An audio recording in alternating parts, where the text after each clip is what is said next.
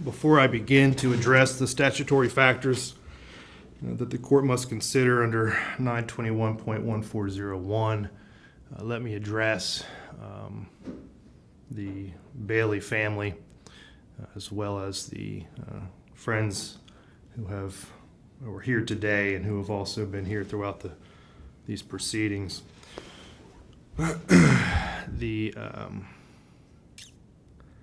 The loss in which you have clearly suffered is unimaginable. The court was certainly moved by the words and the victim impact statements that were presented earlier this week. I have been through these types of proceedings numerous times. Sometimes family members hope or expect that whatever the sentence is, that somehow or another that's going to heal or provide closure. And I just want to warn you that it's not. It's not how it works.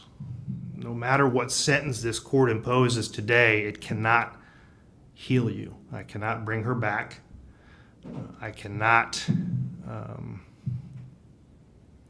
provide a closure to this.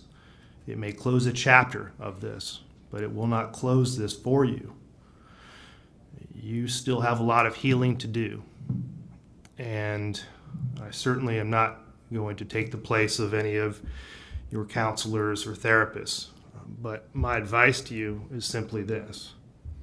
Understand that the healing process takes time, and you have to move through the stages, and you have to allow each other to move through the stages at your own pace. Comfort each other, but understand that some of you may reach different phases of this healing process sooner than others.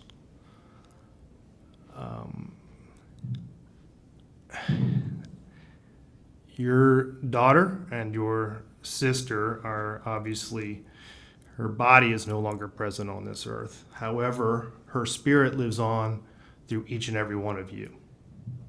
From what this court can tell, she was quite a energetic, happy child. Some of you testified to the fact that when you learned of her death, that part of you died as well. And what I would suggest is that you fill that void with her spirit and her life that certainly lives on through each and every one of you. Allow Bailey Sunday Fun Days to return to your home. Allow laughter to return to your home, because in depriving yourselves of that, frankly, you're continuing, it would continue to victimize Tristyn, because that's not what she would want. She would want that happiness and the laughter to return, and the joking between her siblings. That's what she would truly want. You have to try to let go of some of the anger that you still feel. I think that's a big part of this process for you. Mr. Bailey, I want to address something that you mentioned, and that was the process of these court proceedings. I know it's been a long 22 months for your family as well as for this community. Justice at times can move a little bit slowly for those who are thrust into it. For those of us who practice it and live it and work it every day, I assure you that there are constitutional safeguards that are in place in this country, and they're there for a very important reason. And sometimes that takes time to work through that process. And that can be frustrating, it can be agonizing at times. But we strive to make sure that we get things right the first time, and that we do things the proper way. And I appreciated your comments, and I appreciated the patience that your family and the community has shown to the court system. These attorneys have worked diligently. They have had, on both sides, they have, this is not their only case, sadly. This is the only courtroom in all of St. Johns County with over 300,000 people who now live in this community, we have one felony courtroom. So every felony, every murder, it takes place in this courtroom. And these attorneys are assigned to cases throughout this circuit.